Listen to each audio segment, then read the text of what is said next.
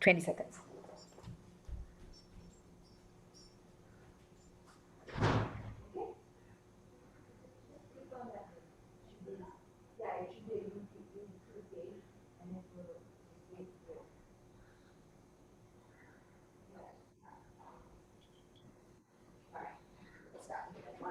Also, Niranjan, please paste the, yeah, thank you. Thank you.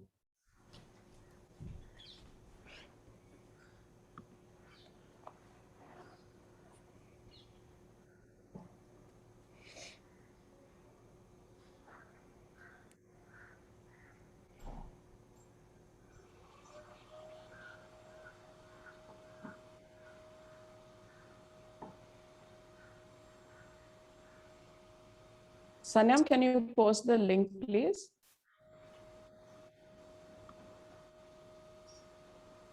Perfect. All right.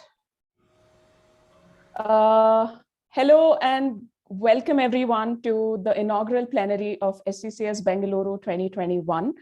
Before we start, just some quick guideline. If you have any questions for our plenary speakers, please look for a post that says post your questions in this thread, and please reply in that thread with your questions. Now, joining us today from Sri Lanka is our first plenary speaker, Dr. Asha de Vos. To introduce Dr. Asha, I would like to invite Mr. Gautam John, Director of Strategy of Nilekani Philanthropies. Gautam, please. Thank you, Nupur. Good morning and welcome, everyone. In the last few years, I've had the good fortune of attending SCCS in person. And this virtual format, while it allows us to stay in touch and continue, it's not the same. I do hope that we can do this in person again next year. Welcome to so many of you joining us from India and from the region. There are some of you from Sri Lanka and some of you from other parts of South Asia as well. It's really, really lovely to see you here. I have to say, when SCCS asked me to make this introduction, I was really, really thrilled. Not often does one get to introduce someone who's both an inspiration and someone I'm fortunate to call a friend. That's Dr. Asha de Vos today. I've had the good fortune of following her and meeting her and being inspired by her work for many years now. And the thing that I have taken away from everything that I've learned from her is her persistence and her ability to overcome hurdles. How many of you have heard so many times that you're too young to do this work? How many of you have received pushback saying this work is not for women? And most importantly, how many of you have seen poo and been inspired to make it your life's mission? Years ago, Asha told us the story of how she saw red whale poo floating off the coast of Sri Lanka and realized that was the inspiration for her mission. Since then, her work has spanned multiple areas and has taken her across so many spaces. She's been featured on TV, she's a TED Fellow, and I think most importantly, and the thing that you might not know, is that there's a puppet named after her. You can look it up on the TED Ed channel, and it teaches children and adults too across the world of the importance of the interconnections between conservation, the planet, and us. She has so many things that she's done.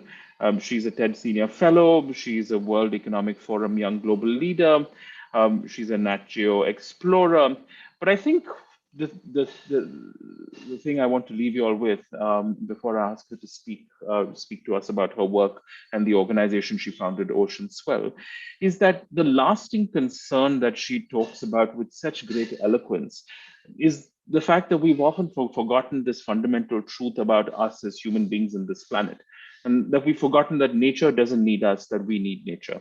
So with that, I'd like to hand over to you, Asha.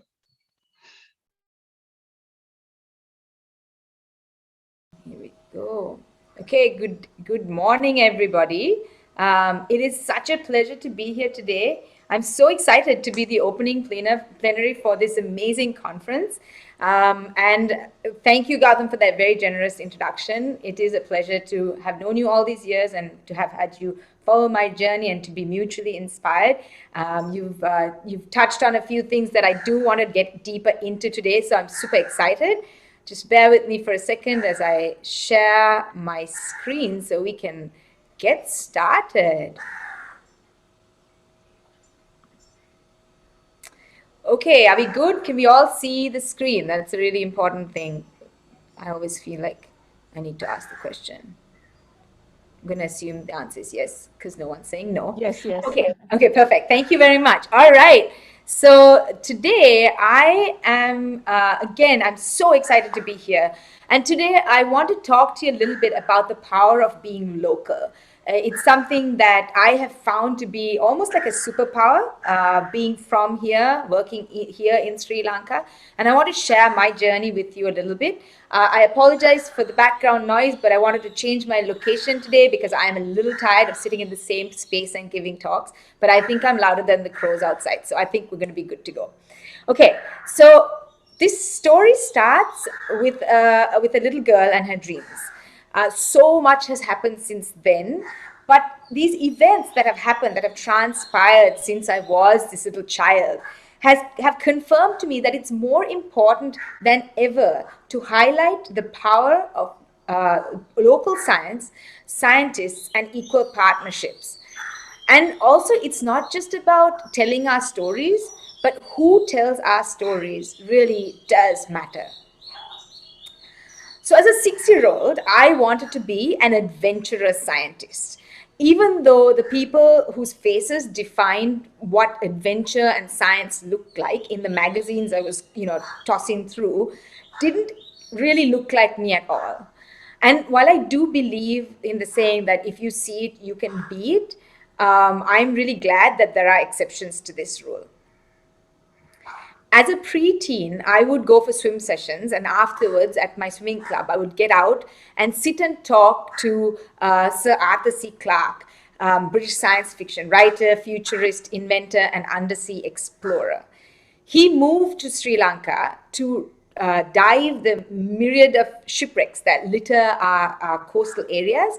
I think he also probably was trying to escape the terrifying British weather. But I would sit and listen to these stories, completely enraptured by what he was telling me. And one of these stories in particular really piqued my curiosity. And it went something like this.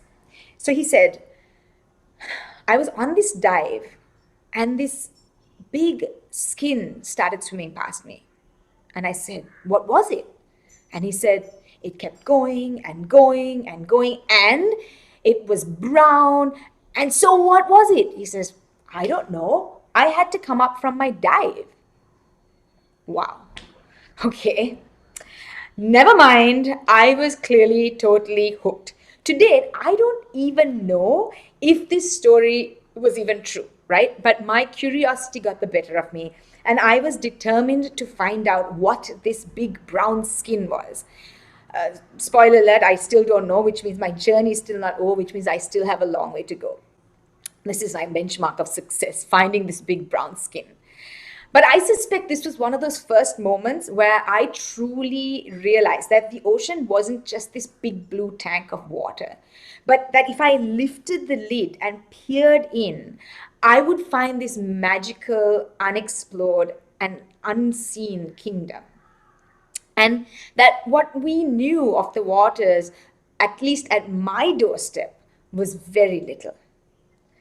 So the thing is, right, any of you who visited, you'll know that Sri Lanka is this beautiful tropical island in the heart of the northern Indian Ocean. It has, what you might not know is that it has jurisdiction over 8 times more ocean area than land area. But the ocean has traditionally been a space of extraction, versus protection or recreation. That's where fishermen go to fish. It's a livelihood space. And it's very important to our economy. It always has been, and it will continue to be that way. Spending time in the ocean in any other way just seems really frivolous to people. And so life really ends at the shoreline. As you can see in this photograph, most people in Sri Lanka don't even swim. So fast forward a few years, and I'm a fresh-faced, 17, 18-year-old with big dreams. And I've progressed from wanting to be just an adventurous scientist to being a marine biologist, like a proper job title, because it had 3 key ingredients: saltwater, adventure, and science. But of course, as you can possibly imagine, this career choice didn't sit as comfortably with all the people I shared my exciting news with. People asked, when I said, I want to be a marine biologist, I had people saying, well, what are you going to do with that degree? which seems kind of strange. This is a tropical island. Others who knew I had to leave the country to study to be a marine biologist would say, well, obviously you're never going to come back home. And I was a write-off for everyone, right? But I kept telling them with the cocky confidence of an 18-year-old that I would carve my own niche. Now, I'll be honest with you, I had absolutely no idea what I was going to do, but I was never going to give them the pleasure of knowing that. The one thing I was resolute about, though, was that I was going to return to Sri Lanka to serve my country. Coming from a culture that I think many of you will be familiar with, where you go to university to become a doctor, lawyer, engineer, or business person, you can probably imagine how people were a little bit disconcerted about the choice I was making for myself. In hindsight, I recognize that people were probably just concerned that I would spend years studying and come back to absolutely nothing because, our island had no scope in the field based on what they knew. And maybe for those individuals who only associated fishing with a job in marine science, they just thought I was going to spend years studying, but then just come back and become a fisherwoman. Anyway, I battled through all this with the support of my parents who simply said, do what you love and you'll do it well. And I truly suspect, no matter how much they vehemently refuse, I suspect that they didn't really fully understand what it meant to be a marine biologist. But the point is that they trusted me to know what I needed to succeed in my own life. And I think that was a very big and very generous gift that I got. So I set off, got through my degree in marine and environmental science from the University of St. Andrews in Scotland. And then I decided to take a year off to gain some first-hand experience of what it actually meant to become a marine biologist. Little did I know that this decision, this year out, was actually going to set me off on a path I could never have anticipated. So let's go to 2003. At this point, I was at the start of my career, and I was working on a whale research vessel that circumnavigated the globe and then stopped in Sri Lanka. I managed to wangle my way on board. There was a little bit of resistance, despite the fact that they were working in Sri Lankan waters and had no Sri Lankans on board. But anyway, I managed to get on board.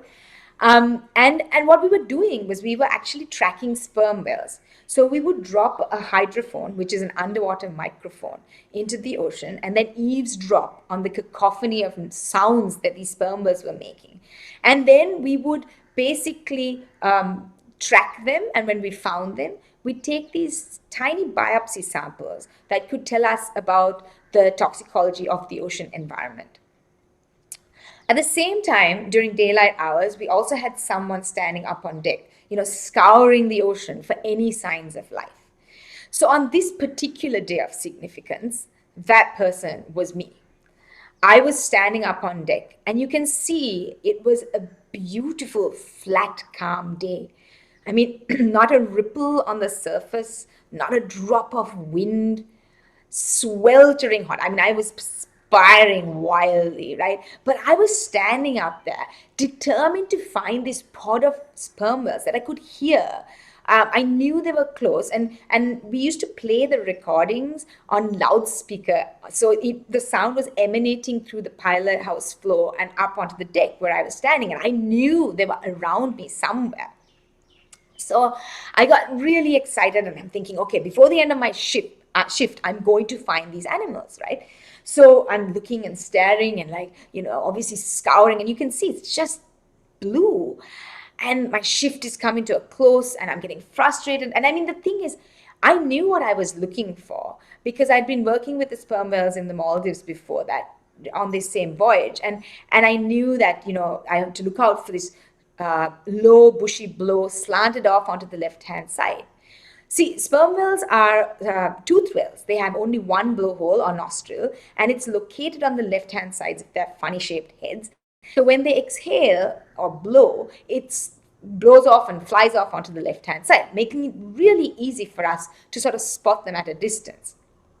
So I was all set. I had what I needed. I knew what I was looking for. I'm standing there. My shift is coming to an end. I'm getting a little bit frustrated with myself. And then in the distance, I saw this tall, powerful, vertical blow that rose all the way to the sky as far as I could tell. I knew immediately that it could only come from an animal that was a giant. So I got very excited. I grabbed the walkie-talkie that was dangling in front of me, and I called to my captain and I said, Bob, 11 o'clock, 2 kilometers, go. And he said, why? And I said, I think it's a blue whale.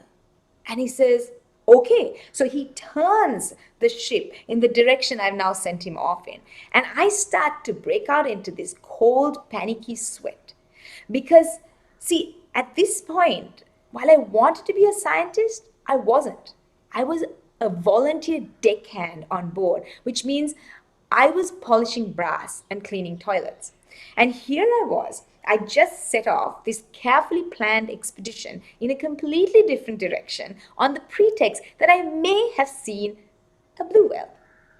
Yeah, so I was panicking. I was standing there, staring unblinkingly, trying not to lose sight of this animal. I mean, staring into the sun and the wind and tears streaming down my face. And I'm watching and I'm thinking, what's going on? And then suddenly I start to think I'm losing my mind. Because it's not just one blue whale I'm seeing, but 6 blue whales in an area the size of a football pitch.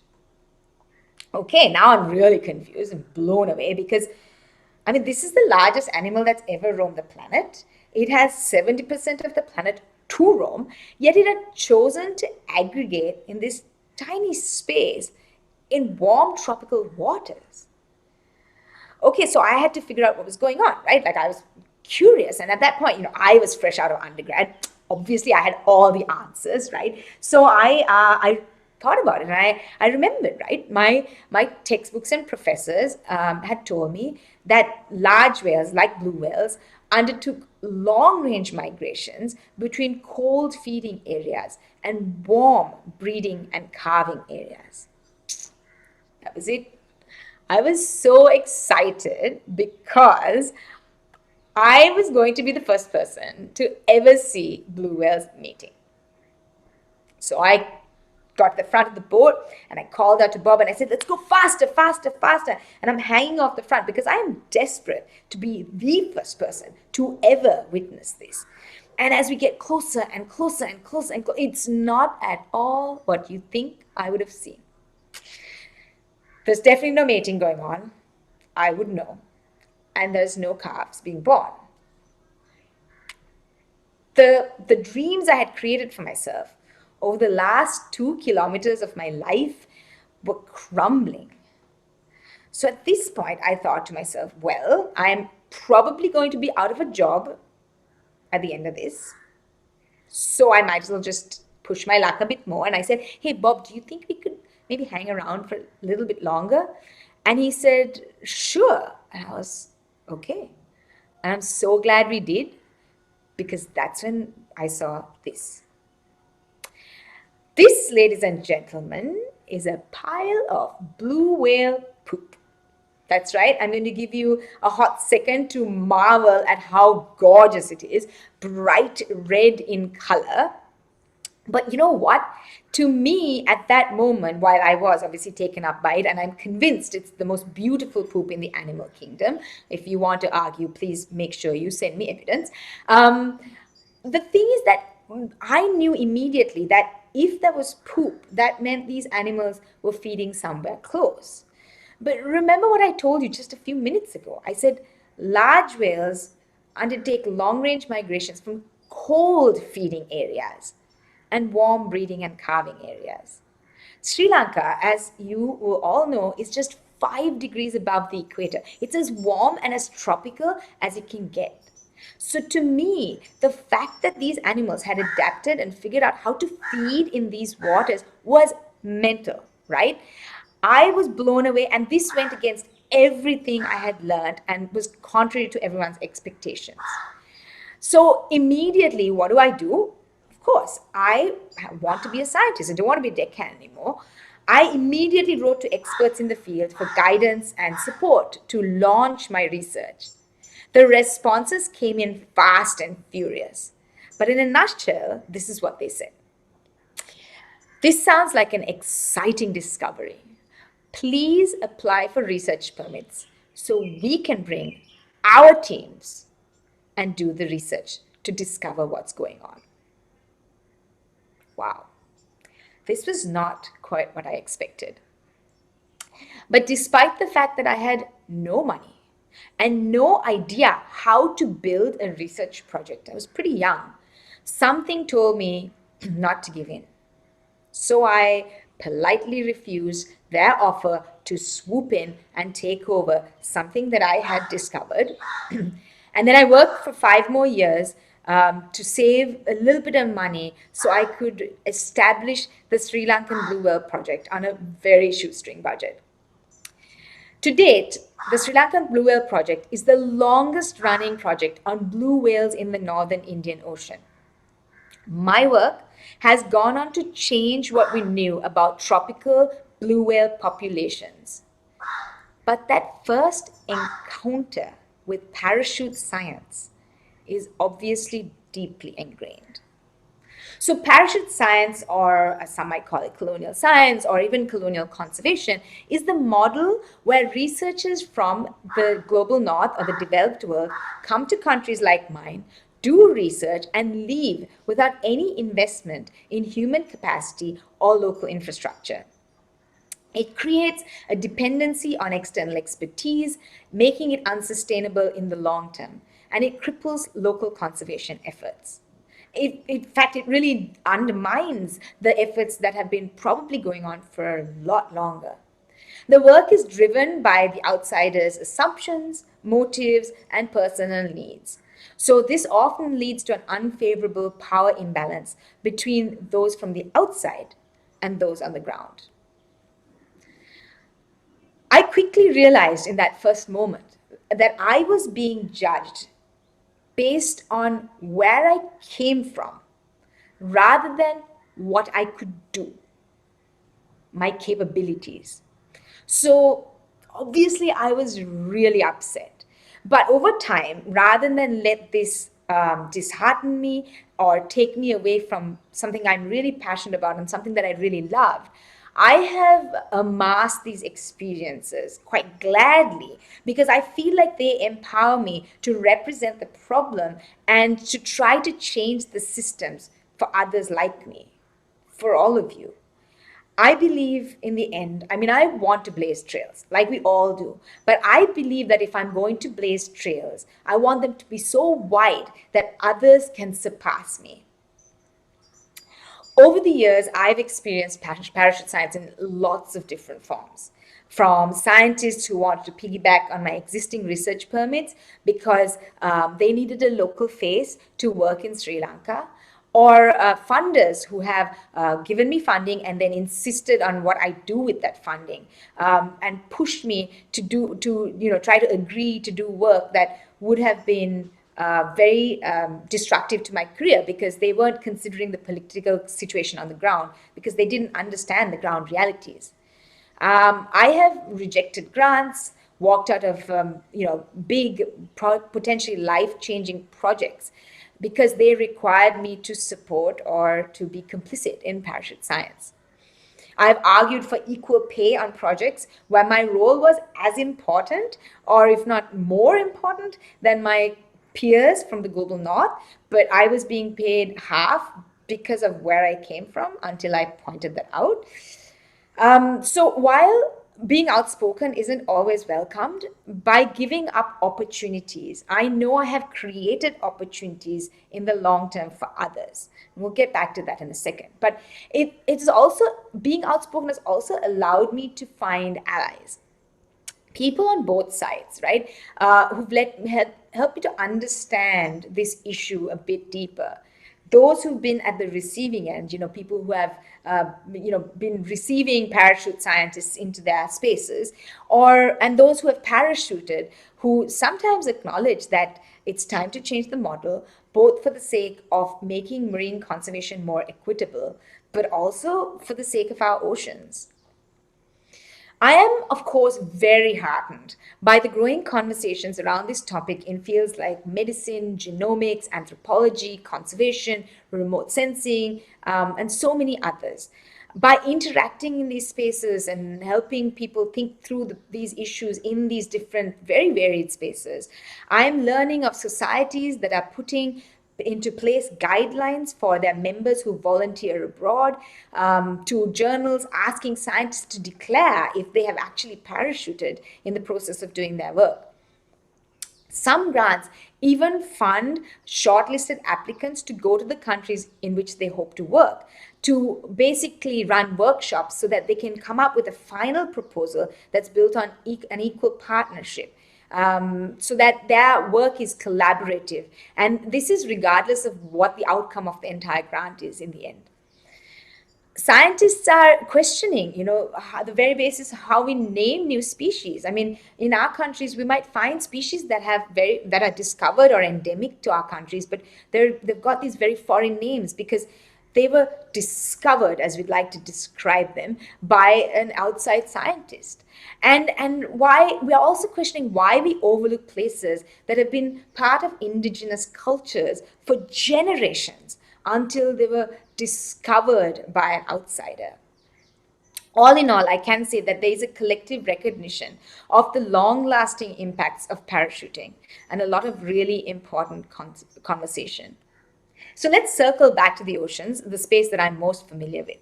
70% of our coastlines are in the developing world, but representation at the global stage is disproportional. The harsh truth is, if we aren't being inclusive and equitable, then we aren't going to move the needle on the things that really matter, the things that are integral to our very existence, and we will continue to fail. Building the mechanisms that would enable us to continue the important work of conservation, no matter what, should be our priority.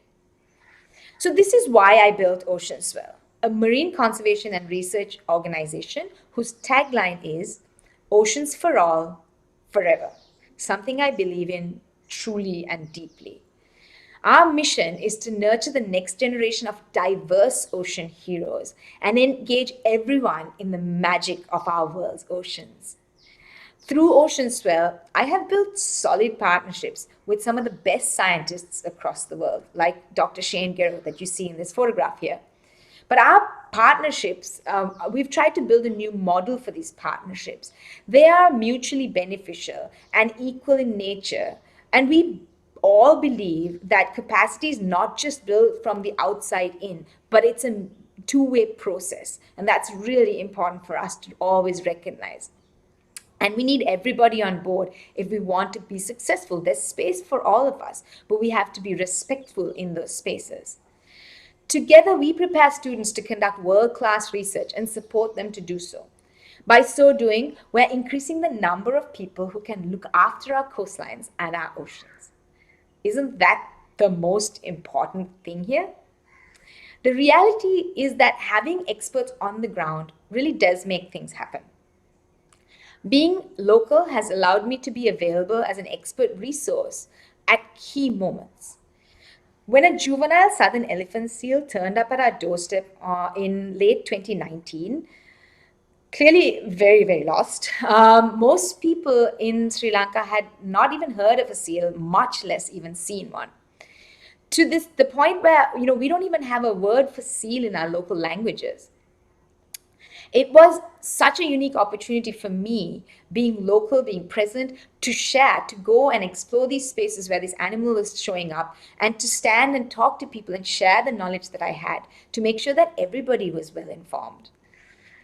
Based on what I knew that this species was going to probably spend a month and molt during this period. So I started telling people this, and I didn't realize how important this tiny bit of information was. Because people had started to freak out when they saw these giant pieces of skin and fur just drop off the back of this animal and float away in the ocean. But once people were informed, they got really excited and they started scouring the coastline and informing me of any sightings that they had. This was so important to the actual science of understanding what was going on. See, like I said, like for me, this was more than just this scientific opportunity. In Sri Lanka, like I said, most people don't swim. And so oftentimes people don't get to duck their heads underwater and see these amazing creatures that live down there. And for once, one of those amazing creatures from who knows where had made this visit and come up onto land to visit us. And there was a lot of power in that time for me. At the start of the pandemic last year, we went into a 2-month lockdown. While, of course, the case of the daily wage worker is a really big problem. I was particularly concerned about, and I still am, about the small scale fishers who make up the majority of fishers in Sri Lanka. So while we were still in lockdown, I sort of designed a project. I managed to apply for funding and get successful. I brought in a collaborator from Fiji who is incredible, and she's done, Dr. Sangeeta Mangbai, who's done extensive work with social sciences and in fishery communities. And because my work is local and so visible in this country, in Sri Lanka, because I choose to share everything I do, that meant I could recruit 14 research assistants in absolutely no time at all to make sure that we could get this project off the ground. We had them trained and ready so that we could start our surveys as soon as lockdown was lifted and it was safe for us to put them in the field. Our team conducted 415 surveys in 1 month across the entire coastline. How? Because they were sent to communities in which they already had pre-existing ties. Fishers, and really anyone, and in social science, it's a key thing, this whole idea of trust. And people only trust and talk to people that they know, right? So this was really key to the success of the project. And so, what we achieved was only possible because we were local and in some cases even hyper-local. Today, this work, we've produced a report, we're producing a publication, and, some of this, what we found has been very relevant to the marine disaster that our country has just experienced, and it will also be used in fisheries policy.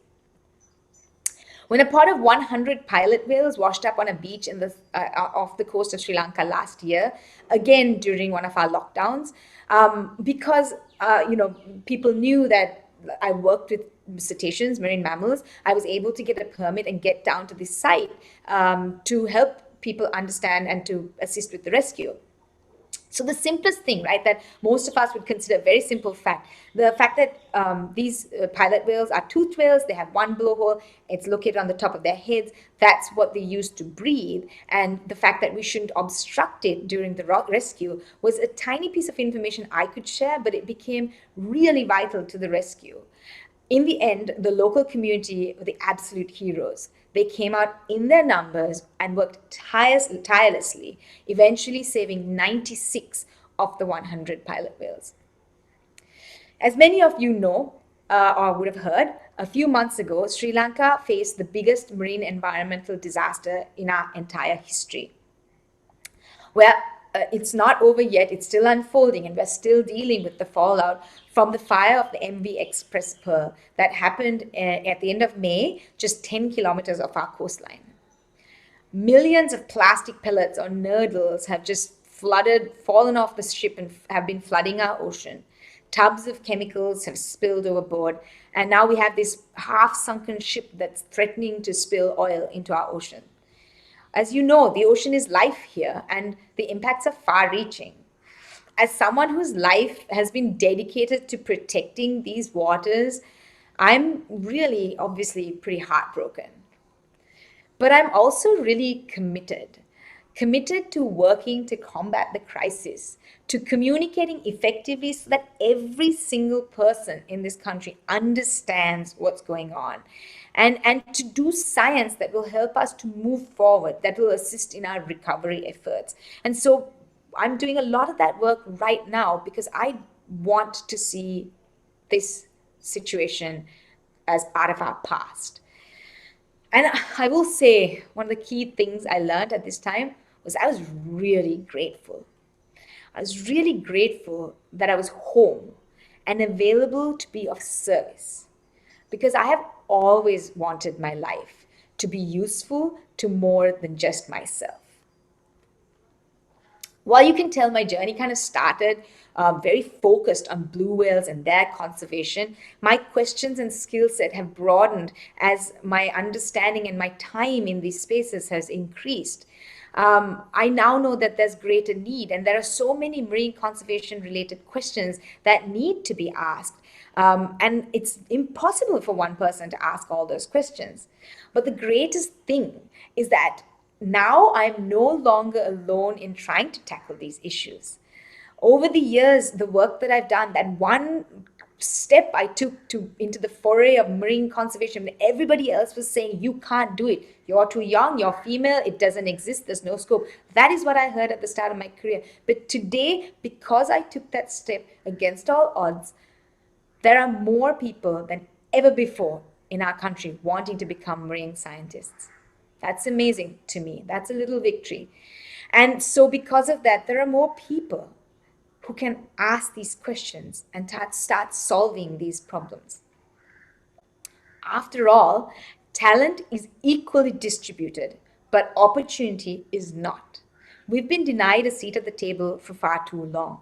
Since my first encounter with parachute science, I have personally been working really hard on behalf of anyone who looks at me and relates to me and feels like they see their life through me and their story is a shared story. I have stood in front of scientific communities in the global north and across the world, and organizations, very big powered organizations, and questioned their lack of diversity, not just within, but also in their outlook. I've written about the issue and talked about it on public stages. I've talked to the biggest philanthropists in the ocean space about changing their models of how they fund and who they fund. I've consulted with research vessels to help them to build equal partnerships in the countries that they visited. I'm working with journals on which I sit, editorial boards that I sit on, to help them to understand how to be more inclusive even in the publication process. In the end, I really don't think I'm going to reap the benefits of these actions. And I have seen instances where I feel like it might be setting me back in certain other aspects. But you know what? I don't care. Because in the end, I hope you will benefit from my actions. I will keep challenging the system because I know that if I keep going, the next generation, all of you, will hopefully not have to face these things. Because this is a silly challenge. Like the fact that we can't accept that everyone needs to be at the table to resolve our planet's greatest challenges seems a bit ridiculous. But I can't do everything on my own, which is why I'm trying to push that we all stand together.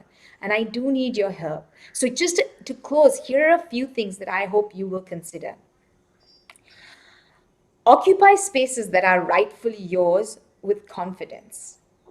The more we do this, the less space there is for people to parachute in.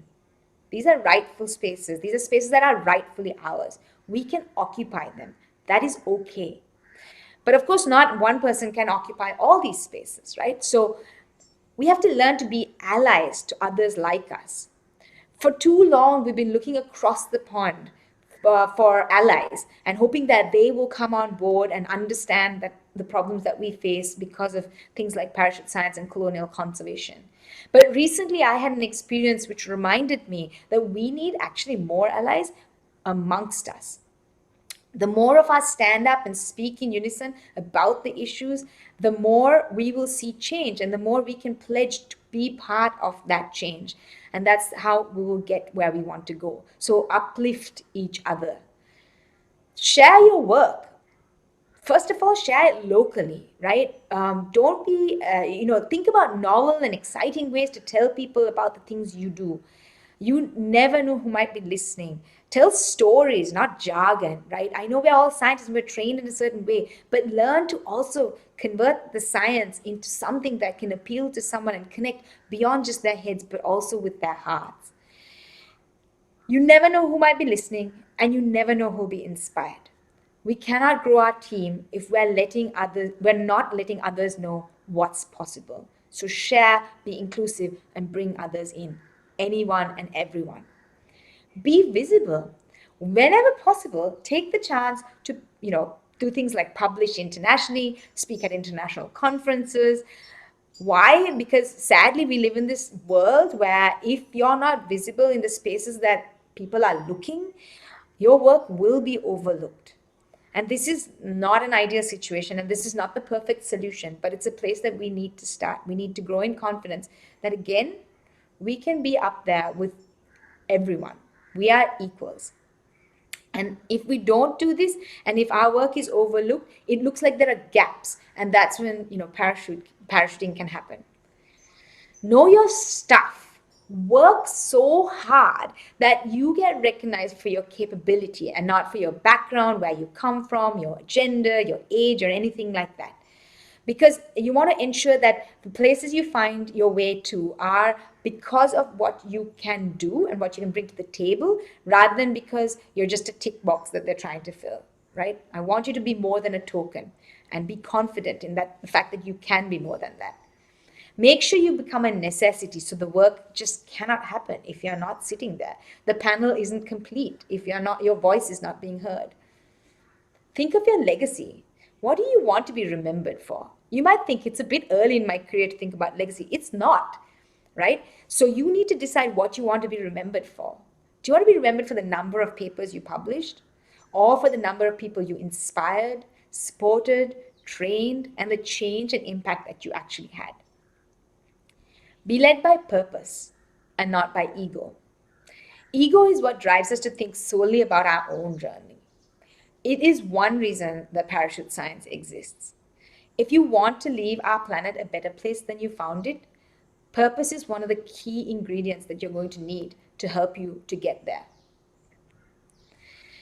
In the end, I believe wholeheartedly that the solution to our greatest ocean and planet challenges lie trapped in the minds of a young person from the developing world, the global south. My job, as I see it, is to find that person or those people by creating opportunity and opening doors.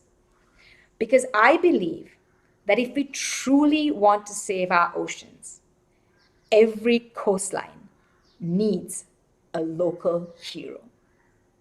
Thank you. Thank you so much, Asha, for that lovely talk. I think a lot of us can, relate to the initial stages of your journey, and also the part on collecting and working on marine megafauna poop for some of us. We have a bunch of questions for you here. So Nishant has read your article on Scientific American on parachute science. He wants to know, how do you think the scenario right now and after this pandemic crisis, is there any change in that situation?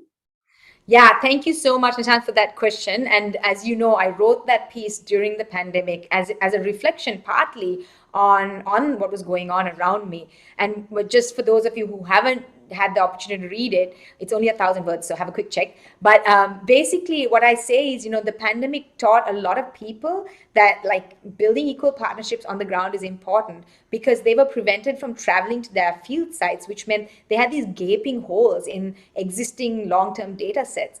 But had they actually worked equally with their partners on the ground, and they were also well trained to carry out the work, then those gaps wouldn't exist.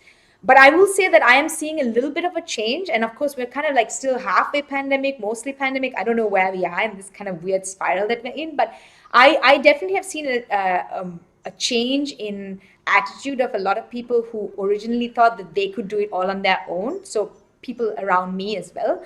But I've also seen more conversations around this, which I believe is a really good indicator of the fact that more people are coming to the realization, and that they realize that, come on, if we really want to hasten and really make a change, we need to move fast. And we can't move fast if there's 10 people from the global north trying to do all the projects in the world, right? So yeah, I do think we're in a really great place at the moment. And one quick thing I want to point out is that parachuting can happen in very different ways. I talk mostly about the global north-south parachuting because I live in a small country, But I do know that in larger countries, you can have parachuting of people from one part of the country to another community in another part where they're not really familiar and where they're just trying to embed and trying to get research done, right? So again, that's also a place where you have to learn to build these long-term equal partnerships and really enhance what's going on in those communities, so you aren't parachuting even in that by that definition. Great, thanks, Asha. Malaika has a question on the similar vein. In fact, how inclusive do you think conservation in South Asia has become over the years in relation to the power imbalances between indigenous people or historically marginalized people and settlers or migrants from the same country? How would you describe this in the Sri Lankan context? And what is the representation of historically marginalized people in the marine conservation workforce in Sri Lanka? Yeah, so that's a great question, right? And I'm going to talk more generally and not just about Sri Lanka, because I think for far too long we have, scientists are weird people, right? I'm a scientist, so I'm allowed to say this, right?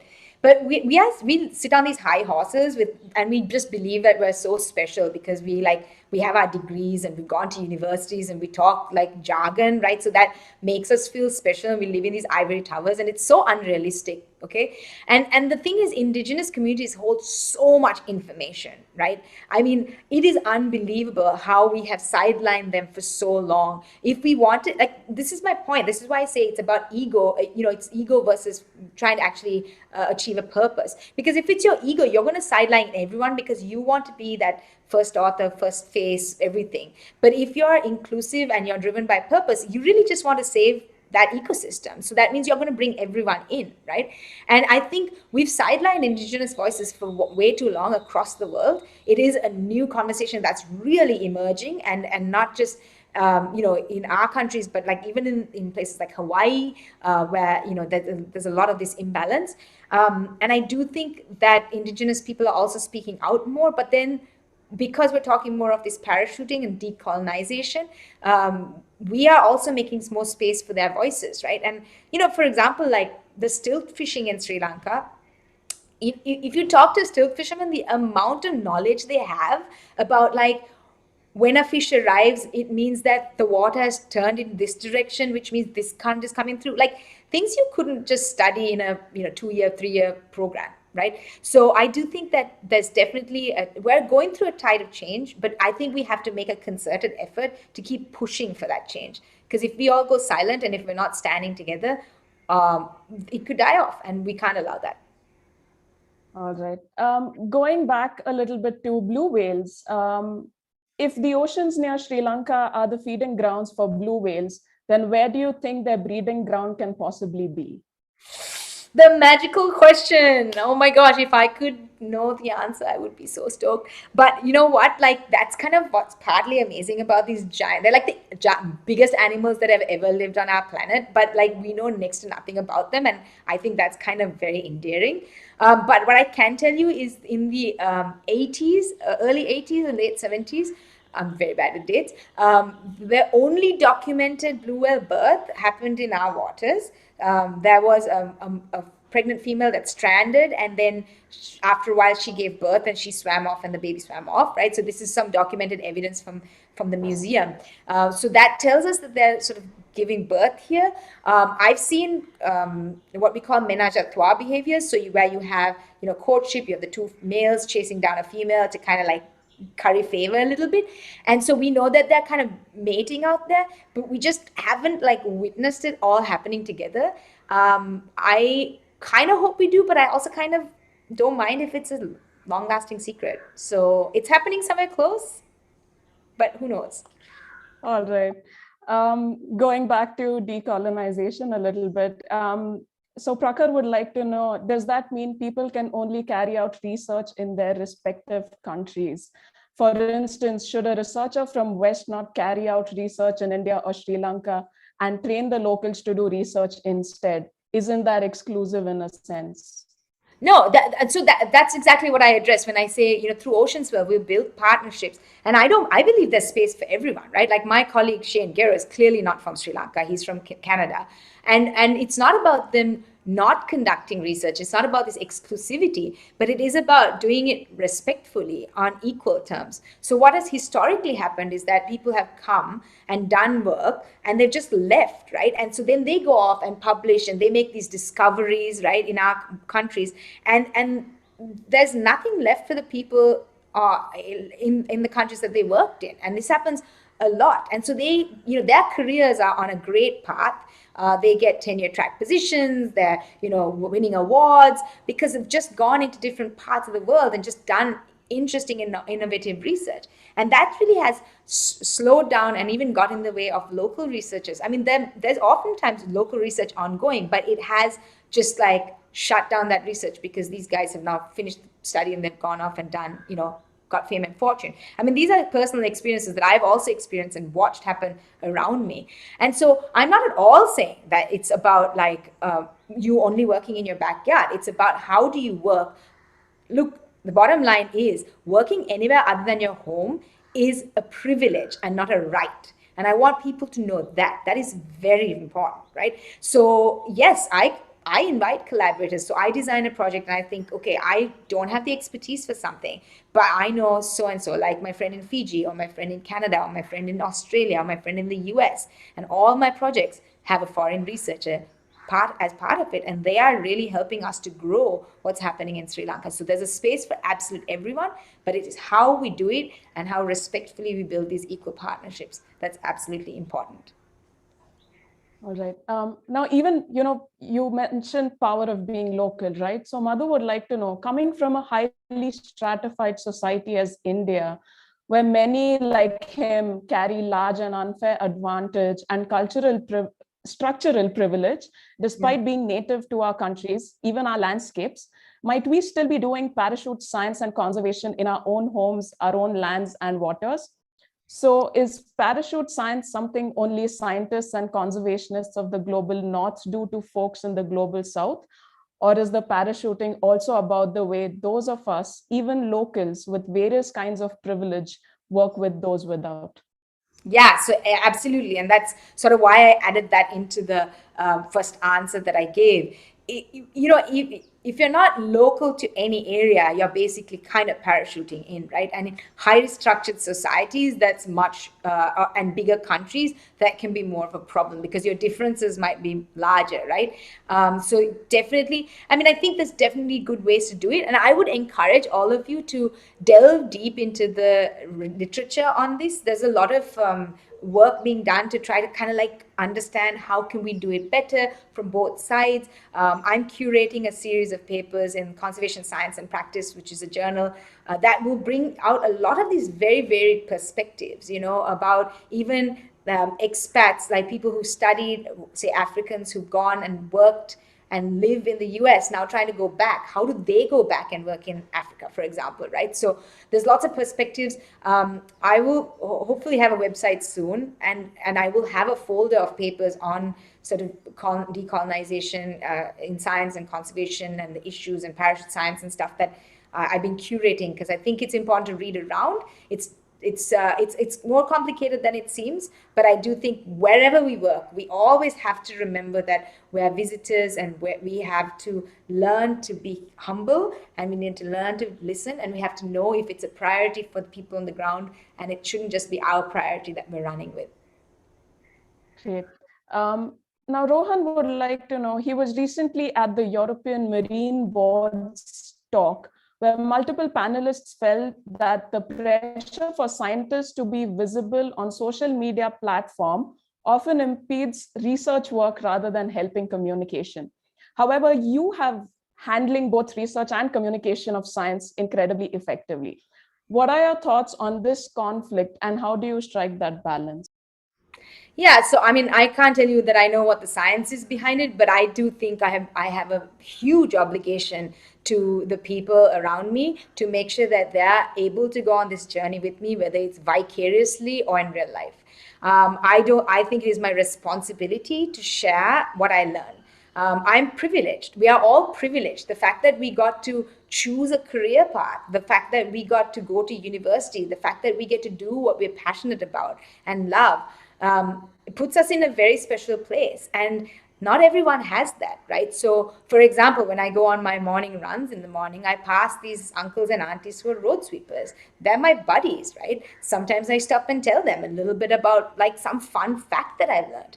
When the elephant seal came up and was sitting on a beach, there was another, lady who was, collecting garbage, and she came and she sat there, and I sat with her and I told her what it was, because why shouldn't she know, right? And so for me, I just think that, you know what, like, I think if you, what impedes science is just the fact that we're not inclusive and we're not open to sharing, right? And that's the only thing that's impeding science. Because imagine if instead of just one of me, there were thousands of me, millions of me, right, getting out there and doing research. That's what I want. And I want to retire early. Quite frankly, I want to retire early, and I want to watch everyone else who has had the opportunity to maybe learn from me and work with me to just rise and just go, and when I die, I don't want it to end. So for that reason, I need to empty everything I have. And I don't want to talk to scientists, because scientists already know. Scientists can go to the literature. Scientists can, they already have some background information. I want to go to new communities of people who have no opportunity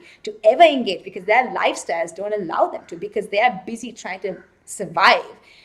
And I don't have to live that way. So why shouldn't I give them what I have and take them on my journey? Couldn't agree more about, sharing it with not just scientists, but more so with, the general society.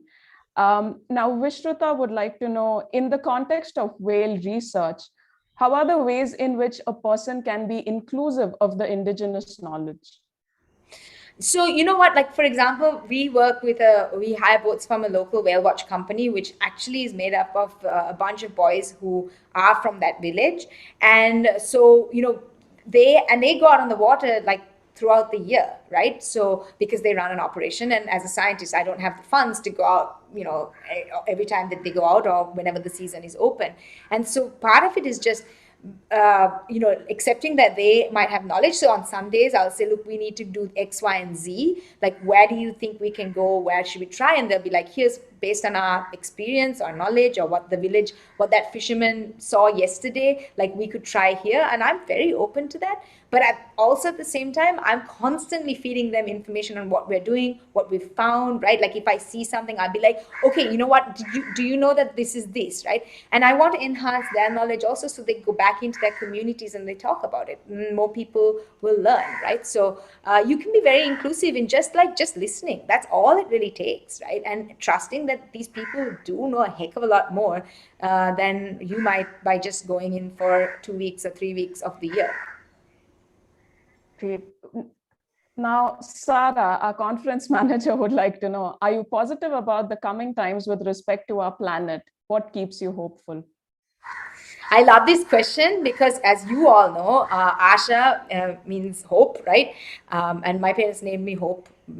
It was very deliberate, obviously. Some days I feel like it's a cross I bear because I feel like I carry the hope of the world. But it makes me a big optimist, right? I'm like, if you ever meet me in real life, if you can't tell through the fact that I'm like gushing passion through this screen, I'm a big optimist. I truly believe in the goodness of humanity. I think humans are incredible creatures with amazing capacity. Not everyone is bad, right? And that's why we try to, share what we know and make sure that the people who are good, who can help, who can be on this journey, who can support, who want that change, are allowed to have that opportunity.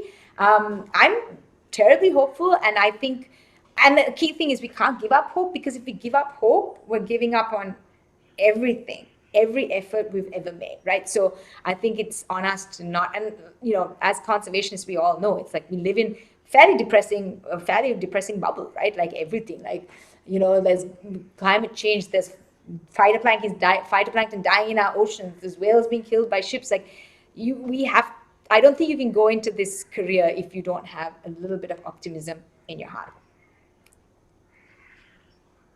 Great. Okay. A last question from me now. Going back a few years, when you mentioned, you started off and you were raising funds for your own work because you realized you were not going to get support otherwise. How did you keep yourself motivated in that period? Because, when you're starting out, it's very easy to be, just get demotivated or get discouraged after a few years of not being able to raise enough funds. How did you keep yourself motivated? I think part of it was that I just wanted to escape the job that I had, right? I really hated it, and it was it's a big conservation agency I worked in. I just didn't think there was knowledge generation. I didn't think it was interesting. Kind of stuck around because I wanted to make a little bit of money. I was getting paid the worst salary, so it really wasn't anything. But I think I could see the light at the end of the tunnel. I think I could, I tend to be like, being an optimist, I guess, helps, but I kept reminding myself that, my life is short, but it's long, right? So it doesn't matter how long it takes me to get to that point where I'm doing what I want to do, I will get there at some point. And I think that's really important for everyone, to think about the fact that we all have different timelines. The worst thing you can do for yourself is to sit and compare yourself to the person sitting next to you, their career. You're like, oh, at this age, this person was doing this. Oh my gosh, they have 50,000 papers and they're only 12, right? Like, what on earth, right? Just don't do that. Remember, you have your own timeline. You have your own journey to be on, right? And believe that if you want something so bad, you will take the steps to get you there, right? And there's a few sure things in life, right? There's birth, there's death, and there's choices, right? Make choices. Be bold. Sometimes it has to take a risk. I quit everything to start a project with literally 20,000 Sri Lankan rupees, which is like nothing. And I believed that it could become something more. And then as I started working this space, it attracted people to come out and tell the story, which meant it attracted a bigger audience, which means then, and you know what? Also keep trying. Oh my goodness, I can't tell you how many grants I've applied for and been rejected from. Just because you get rejected doesn't mean you're not good enough. It just means at that moment in time, that was not something that was fundable, or there was different kinds of objectives there, or whatever, right? But you can't just be like, oh, I applied for 2 grants and now I am a failure. That's not how it works, right? So I have loads of advice on this, but just know that it's possible. If it's what you want so badly, and you feel it in your bones, and you walk around thinking about it, and you dream, and you just know it's possible. And the moment you think you don't think it's possible, maybe think about me and my story. And hopefully that will remind you that it is, because I am here today. You wouldn't want me sitting and talking to you this morning if I didn't have a story to tell. And the ups and downs are what make the journey more beautiful. Perfect. Thank you so much, Asha, for that, end note. It was just great. And thank you everyone for joining us for this plenary. If you have any questions, please post them. Asha will come back on Slack and answer your questions as and when she can. I would like to request all our viewers to now move to the Student Talks channel for our Student Talks to begin now. Thank you so much, everyone. Thank you, everybody. Have a great conference.